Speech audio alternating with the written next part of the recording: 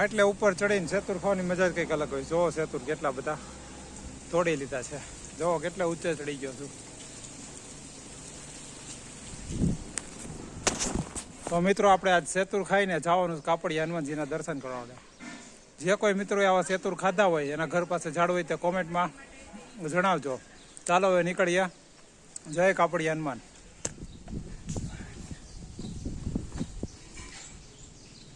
જો અમે કેટલા બધા સેતુર તોડ્યા. જો બતાવી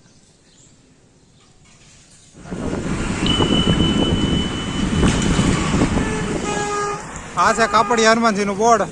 જે વિસ્તારે મિત્રો ઉભા છે ને અમરેલી ધારી રોડ છે. આ બાજુ ધારી જવાનું, અમરેલી જાય છે ને એની સામે એક્ઝેટ આવેલી છે અમર ડેરી ને સામે રેલવે ક્રોસિંગની ઓલી સાઈડ આવેલું છે કાપડિયા હનુમાનજીનું મંદિર. આપણે ત્યાં જશું ને કરશું દર્શન.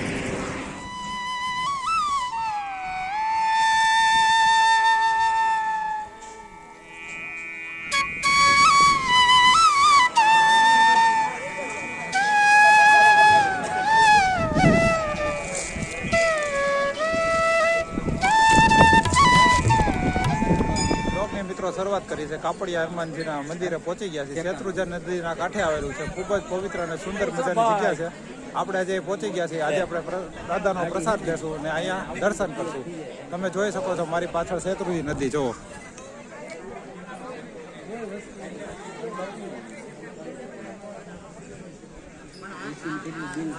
આ મંદિર શેત્રુંજય નદીના કાંઠે આવેલું છે. જુઓ તમે, ખૂબ જ સુંદર અને રમણીય જગ્યા છે. ચાલો આપણે જઈએ અને કરીએ દર્શન. અહીંયા મંદિર આવેલું છે દાદાનું.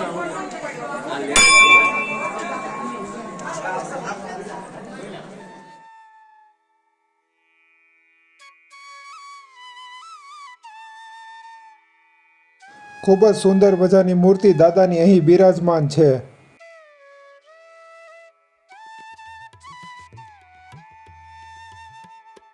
મિત્રો આપણે આજ પહોંચી ગયા છીએ કાપડિયા હનુમાનજીના મંદિરે. થોડોક આપણે ઇતિહાસ આ ભાઈ વિશે જાણશું. થોડીક વાત કરો દાદા વિશે. અમારે દાદા હતા ગૌડા દાદા. હા, એના અહીંયા જમીન હતી અને બાજરો વાવેલો હતો. હા, અને બાજરો પોકે આવી ગયો હતો અને બપોરે અહીંયા ટાંઢા સરતા હતા ને દાદા હુતા હતા. હા, અને એને સપનું આવ્યું કે હું હનુમાન દાદા છું, તમે મને બહાર કાઢો એમ. હા. પછી દાદાએ બપોરે કોઈને વાત ન કરી. પછી સાંજે આવીને અને ભાઈ કુટુંબમાં વાત કરી હા, કે મને આવી રીતે સપનું આવ્યું છે. તો બધાય કુટુંબ મેળવીને બધા આવ્યા અને જ્યાં નિશાની આપી હતી બાજરો ઉભો હતો એમાં 3 થી 5ની ઓલમાં એને નિશાની આપી હતી. ત્યાં 4-5 છોડવા બાજરાના લંગા ગયેલા હતા. હા, અને ત્યાં માટી એક બાજુ કરી અને ત્યાં સ્વયં પ્રગટ થયા હનુમાન દાદા. અને એદુથી આજથી ઘણા વર્ષો પહેલા, હા, કેટલાય વર્ષો પહેલા થી ચાલી જ આવે છે હનુમાન જયંતિ. અમે દર વર્ષે ઉજવીએ છીએ, યજ્ઞ કરીએ છીએ. બરાબર. અને અહીંયા બાજુમાં ખંભાળિયા, ગાવડકા, વાટકિયા, પીઠવાદળ બધા લોકો અહીંયા દર હનુમાનજી જે પ્રસાદ લે છે. 75 વર્ષ જેવું થયું. 75 વર્ષ જેવું થયું દાદા પ્રગટ થયા. એને 1952 પ્રગટ થયા. 1952 પ્રગટ થયા છે. એનું આ હનુમાન જયંતિ ઉજવી છે. બધા આજુબાજુના ગામના પ્રસાદી લે છે. બસ જય હનુમાન, જય કાપડિયા. તો મિત્રો આપણે જાણવાનો પ્રયત્ન કર્યો કાપડિયા દાદાનો કેટલો જૂનો ઇતિહાસ છે. તો આપણે એ ભાઈ પાસેથી સાંભળ્યો. ને જો કોઈ મિત્રો તમે આવ્યા ન હોય ને અહીંયા, તો આ જગ્યાએ જરૂર મુલાકાત લેજો. ખૂબ જ સુંદર મજાની જગ્યા છે.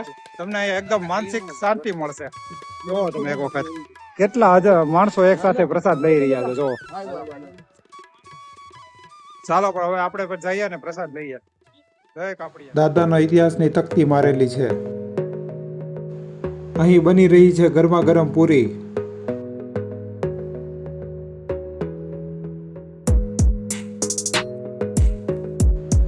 ગરમા ગરમ ભજીયા પણ તૈયાર થઈ રહ્યા છે.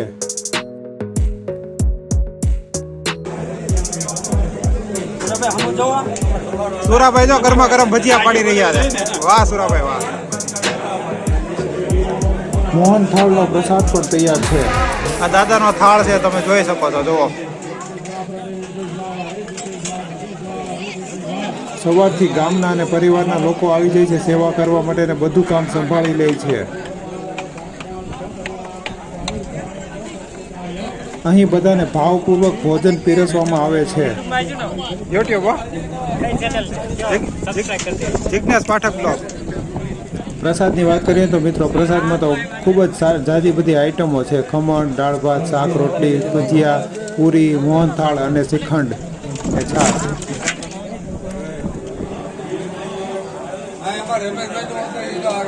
શું વાત છે? હાલો ઉતાર લઈ. અર્પણ કરવાના એક સાથે આપણે એમને બલિદાન અર્પણ કરશું.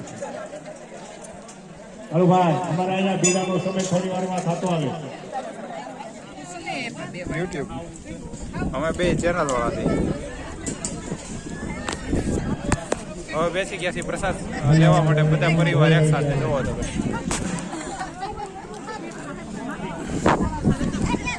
ખુશ છો તમે? શ્રીખંડ ખાય. એ પ્રસાદી લીધા વગર કોઈ જતા નહીં બાપા. ભગવાનની દર વર્ષે અહીં પરિવાર દ્વારા યજ્ઞ કરવામાં આવે છે. ઓમ ભૂ સ્વાહાય તમગ્ને નમઃ. ઓમ ભૂ સ્વાહાય તમાવે નમઃ. ઓમ સ્વ સ્વાહાય નમઃ. ગુરુનાભ્યો નમઃ. ઓમ અગ્ને સ્વાહાય તમગ્ને નમઃ.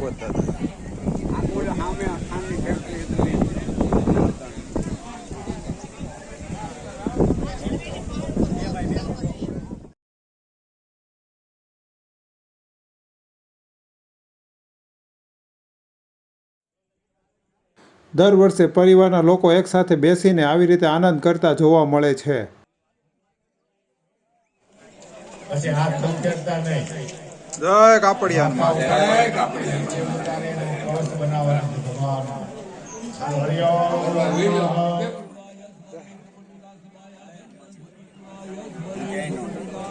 જય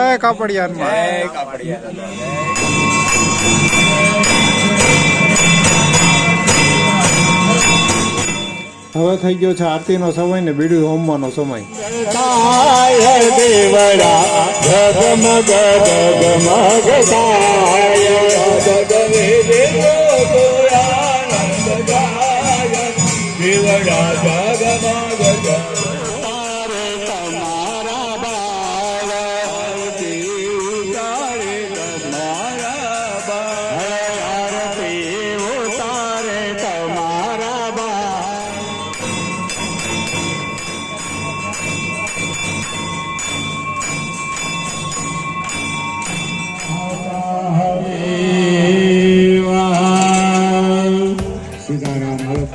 અહીંયા નાના બાળકોને તો ખૂબ જ મજા પડી જવાની છે, કારણ કે હિંચકા હોવાને હિસાબે બાળકોને તો ખૂબ જ મજા પડે છે.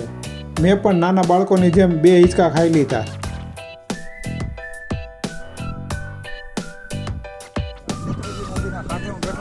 એકદમ ઠંડો પવન આવી રહ્યો છે. બપોરના 12:30 1 વાગ્યો છે, પણ ઠંડક એટલે એની અલગ જ છે. કંઈક અહેસાસ થાય છે ઠંડક.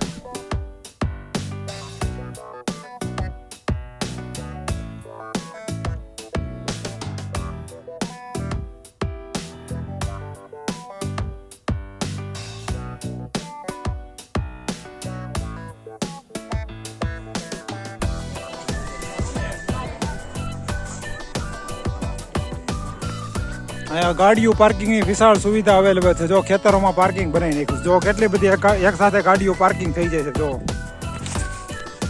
સરસ મજાના હનુમાન દાદાના દર્શન કરી લીધા, પ્રસાદ લેવાઈ ગયો. હવે પ્રસ્થાન કરી રહ્યા છીએ ઘર તરફ.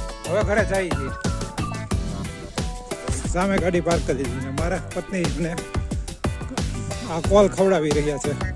લીમડાનો કડવું મોઢું કર્યું. શ્રીખંડ તો ખાધો, હવે કડવું મોઢું થોડું કરીએ એટલે આ કોલ ખાતા છો ને.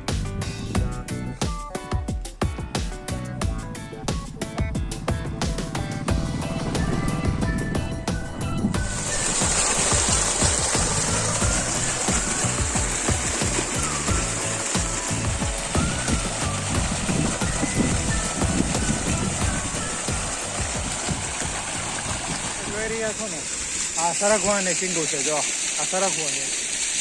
આ પાણીનો ધોધ પસાર થઈ રહ્યો છે. આ પાણીનો ધોધ છે. આ કેળાના વૃક્ષો આવેલા છે. કેળાના ઝાડવા છે. વાડીની અંદર આ જ બધી મજા છે મિત્રો. સાચું જીવન આ છે ગામડાનું. અહીંયા કંઈક અલગ જ મજા આવે ગામડાની અંદર. આ 4 એકર ખેતર છે ને સામે આવેલું છે કાપડિયા હનુમાનજીનું મોટું મંદિર. જો તમે સામે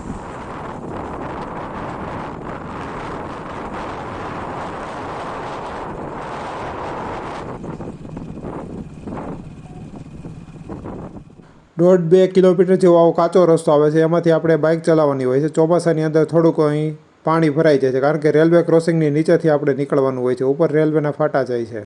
આ પવિત્ર મંદિરની એક વખત જરૂર મુલાકાત લેજો. ચાલો ફરી મળીશું નવા વિડીયોની અંદર. ચેનલને લાઇક, શેર ને સબસ્ક્રાઈબ કરી નાખજો. તમારા મિત્રો સાથે શેર કરવાનું ભૂલતા નહીં. આવા જ નવા વિડીયો આપણી આ ચેનલ ઉપર તમને જોવા મળશે. તો થેન્ક યુ. આવજો.